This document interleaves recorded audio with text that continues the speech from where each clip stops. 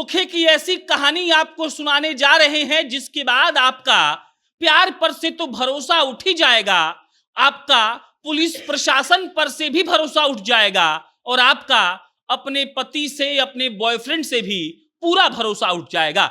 ये कहानी बिहार के गया जिले की है और बिहार के गया जिले में एक लड़के ने एक शादीशुदा महिला के साथ ऐसा किया है जिसकी कहानी सुनकर आप भी अपना माथा पीट लेंगे और आपको लगेगा कि भाई जब तुमको उस लड़की के साथ नहीं रहना था तब तुमने आखिर उसकी शादीशुदा जिंदगी क्यों खराब कर दी। कहानी है गया जिले की। गया जिले की एक महिला है जिनका नाम है सुषमा देवी। सुषमा देवी की शादी होती है 3 साल पहले। उनका एक बच्चा है 1.5 साल का, लेकिन उनका लव अफेयर चल रहा था एक लड़के के साथ और उस लड़के का नाम है जतिन। उसी गांव में रहता था जतिन जहां पर सुषमा देवी का ससुराल था और पिछले 1 साल से उसका सुषमा देवी के साथ अफेयर चल रहा था।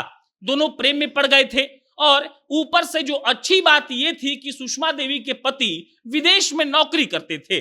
घर वालों को भनक भी नहीं लग रही थी। इधर सुषमा और जतिन का प्यार परवान चढ़ रहा था। गांव के लोग ये जानते थे कि सुषमा और जतिन के बीच में कुछ है, लेकिन कभी किसी को भनक इसलिए नहीं लगी क्योंकि वो कब उनसे मिलता था ये किसी को पता नहीं था। कल ये होता है कि जतिन जाता है सुषमा से मिलने के लिए। जतिन सुषमा से मिलने के लिए उसके घर गया। गांव वालों को भनक लगती है कि जतिन आखिर सुषमा के घर में क्यों गया। सुषमा शादीशुदा है, 1.5 साल के बच्चे की मां है और गांव वाले धीरे धीरे सुषमा के घर के बाहर इकट्ठा होते हैं। गांव वाले जब इकट्ठा हो गए तब उन्होंने सुषमा को और जतिन को पकड़ लिया। सुषमा और जतिन को जैसे ही गांव वाले पकड़ते हैं उनकी हालत खराब हो जाती है।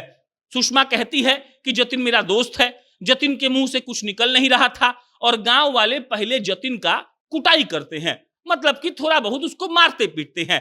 अब जब वो मारते पीटते हैं तब जतिन कहता है कि वो सुषमा से बेहद प्यार करता है और प्यार करने के बाद अब वो सुषमा से शादी करना चाहता है।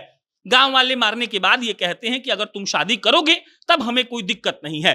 वहीं पर पुलिस आ जाती है। फिर पुलिस भी आती है तो पुलिस अपना दायित्व निभाती है और सुषमा और जतिन को वहां से भीड़ से अलग कर देती है। इधर गांव वाले इस बात पर टिके हुए थे कि सुषमा और जतिन की शादी करवाई जाए।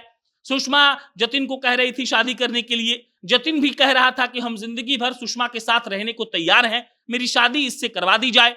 गांव वालों और पुलिस की मौजूदगी में जतिन सुषमा से शादी करता है। उसके मांग में सिंदूर भरता है। पहले से ही हालांकि उसके मांग में सिंदूर भरा हुआ था। उसका एक 1.5 साल का बच्चा भी था और शादी के बाद पुलिस वाले गांव वालों के भीड़ से सुषमा और जतिन को बचाकर थाने ले जाते हैं। अब असली खेल शुरू होता है।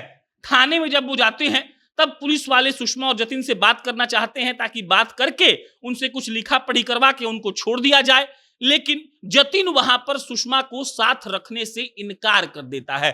वो कहता है कि हम इसके साथ नहीं रह सकते हैं। सुषमा कहती है अभी कुछ देर पहले तुम गांव वालों के सामने कह रहे थे कि जिंदगी भर तुमको रखेंगे, अब थोड़े देर के बाद तुमको क्या हो गया।